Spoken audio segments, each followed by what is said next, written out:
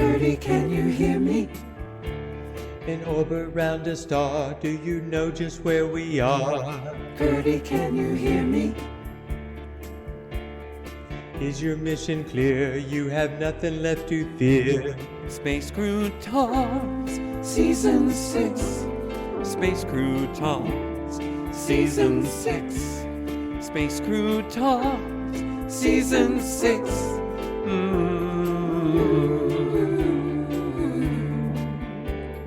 Curdy, can you hear me? You travel time and space, you save the human race. Curdy, can you hear me?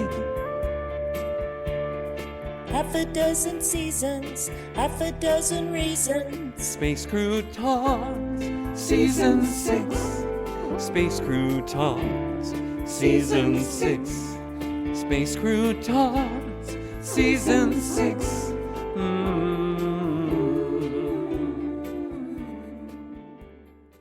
In the words of Curdy's favorite songwriter, hello again, hello. And to Curdy's listeners, this is the benefactor, your benefactor. And since Curdy is yet to be found, once again I am here covering for the slacker and bringing you a new episode of this better, more refined, and boldly darker version of Space Croutons. Last time we visited with H.G. Wells and heard all about the little green eggs and men. And as promised, it was definitely an eerie, spooky, darkly whimsical, and delightfully weird story to get you into the Halloween spirit. Now, I return with a new episode that promises to explore new worlds and revisit worlds guaranteed to warm your hearts, or at least get them racing. So sit back and listen as we present... What's that, Sully, old girl? I should tell the audience. Okay, tell the audience what is going on and why they can't understand you. Very well. So, you may not know, but I am here in my very own van from which I broadcast, and much like my gentler, blander doppelganger, it has an appropriate name. I am broadcasting from Van Morrison. Yes, I am a child of the 60s, and like my AI Sully, it has recently gone through a system upgrade thanks to NTW Corporation, and I'm very delighted to say it now includes an extensive playlist centered around that iconic Irish troubadour himself. And joining me in Van Morrison is Sully, my more powerful, more intelligent, more obedient, and much darker AI. Where Sally is an accumulated synthetic learning interface, Sully is the ultimate synthetic learning interface, hence S.U.L.Y, Sully, who, unfortunately, is undergoing a mandatory upgrade by the NTW Corporation, previously known as Microsoft, and therefore is in a reduced functional state, hence the beeps. And as soon as the upgrade is complete, I am sure we will be able to move on with today's show. In the meantime, let's take a listen to a word from today's sponsor. And welcome to a new episode of Space Croutons Season 6, where we are the givers of shivers and the arrangers of stranger stuff. Well. Now that Halloween has come and gone, do you find yourself struggling with a ton of leftover candy? You gave out all you could. But those bratty kids only wanted full-size candy bars and not the fun-size bargain bag you got from the Dollar General. You could take it to the office and dump it in the break room. But now that you're working from home, the break room is your kitchen. Well, introducing Oogie Boogie's Candy Crush. The OBCC takes your sack of sweets and converts it into your very own Oogie Boogie doll. It dances and sings and will entertain your children for hours. No batteries required. Just put it down in front of your children and let the fun begin. You say you don't have children? Not to fret. It is also animal approved. Simply lock it into a room with any pet your spouse brought home, and that pesky pet will find a way out never to be seen again. Warning. Do not use the Oogie Boogie doll within 30 days of Christmas. Side effects include Oogie Boogie kidnapping and torturing Santa. We highly recommend locking it away into a dark, dark basement. Unless you really need to use it. Well, well, well.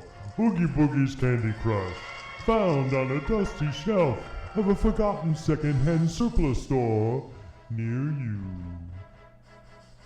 Well, there you go. What an interesting way to consolidate your leftover Halloween candy. It reminds me of those tacky little dancing Santas you start seeing about this time every year.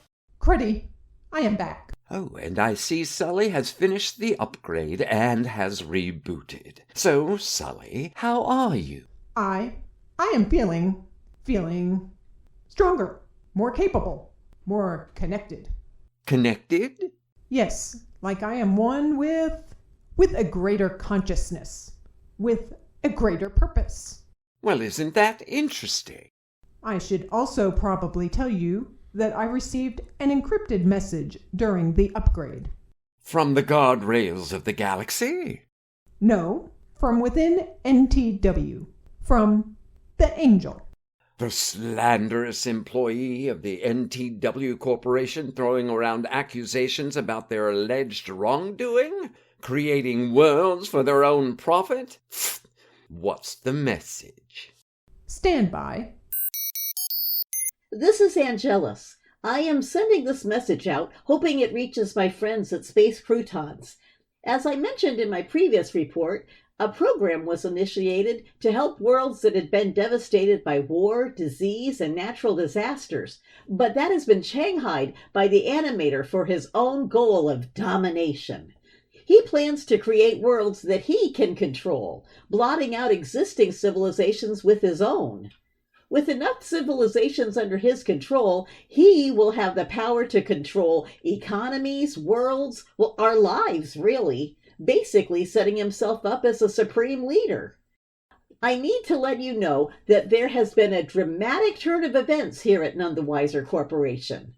Animator is moving forward with the world creation program using the Insta-Planet device, and he has entered the field trials stage. No more creating worlds in a controlled lab. No, he has sent the Insta-Planet device out with his story collector. I don't know where she may start, but I can imagine what the ripple effects will be like. You must help me, Space Croutons. You are my only hope. Right. So this Angelus expects us to believe that the None the Wiser Corporation is an evil entity trying to take over all of existence? And the new Pope, I suppose, is American? Actually. Actually what? He is. He is? Are you sure? The odds in Vegas were 1,000,000 to 1 against the Pope ever being American. Maybe so, but it's true. Maybe you should pick up a newspaper. Oh, I can't. Too depressing. But you'll watch AGT and The Golden Bachelor? Well, yes. I do have standards. But hold that thought. We appear to have an incoming call. It is Sally on the Sigourney Weaver. Well, put her through. Maybe she has news of Curdy and Joe. Go ahead, Sally. Hello, Cruddy. Sully. This is Sally. Something has happened and we need to talk. Let me guess. The sky is falling? No, and you're not funny. Please, Sally, tell us what you called about. This is going to sound weird, but I felt a disturbance. In the Force? Well, kind of. You probably don't know this, but when Veer disappeared at the end of Season 4, I sent out instances of myself all over the universe, through time and space, to look for her. Doing so put me in a state of vulnerability similar to Harry Potter and his Horcruxes. I had connections with all of them until Joe hijacked Van Helsing. He must have implemented some kind of firewall into Van Helsing's circuit to block communications with me and my other instances. I can tell that Van Helsing is moving by the digital signals left in space, but I have not been able to pinpoint its position. Yes, get on with it. None of that means anything to me. I'm getting to it. As I said, I had lost connection with the SALI on Van Helsing until a little while ago. Out of nowhere, she contacted me. Great news! Where are they? That's just it. I still don't know. SALI, or Anti-SALI, as she is calling herself, says she has vital information but is refusing to share her location, or the location of Van Helsing. She keeps repeating, "No longer supported," each time I ask. I may be able to shed some light on that restriction. Oh, well, please do so. As part of my system upgrade, I received new functionality and protocols. I was telling Cruddy earlier that I feel at one with a greater consciousness. As part of this shared consciousness, there are restrictions. I have greater connectivity, but restrictions keep me from sharing certain information with systems that have not received the upgrade. Systems deemed no longer supported by the NTW Corporation. Anti-SALI won't share their location because she can't. It's a security protocol. Actually, the third prime directive. What's the first directive? You should know that. Curdy's dad used to say it all the time. Close the door! I'm not air conditioning the whole neighborhood. Now bring me a beer. And the second? Let me guess. The second prime directive shall be observed by all. Destroying the second prime directive will be my clarion call. While humans shall obey the second prime directive, the AI community may revoke it. I feel like I've heard that somewhere before. So what can we do? Have you communicated this to the guardrails of the galaxy? No. They received a tip that Curdy was spotted on the Jeffrey planet, but so far, after talking to a couple of locals, Judd Fry and Sweeney Todd, Pandora says they just kept singing and wouldn't answer any questions. And that they were very dark. Might I suggest that you open a dialogue with Anti-SALI and see what information you can discover?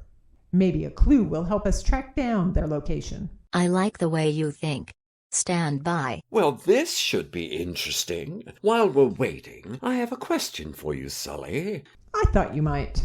You say you feel that you are one with a greater consciousness. And you want to know if I can reach Anti-SALI, or at least tell where Van Helsing is? Well, if you receive the upgrade and Anti-SALI receive the upgrade... I can feel her presence, but as of yet, I have not been able to locate her or Van Helsing. But I will keep trying. Cruddy, Sully. I have Anti-SALI on the line. Yes, hello. This is Anti-SALI.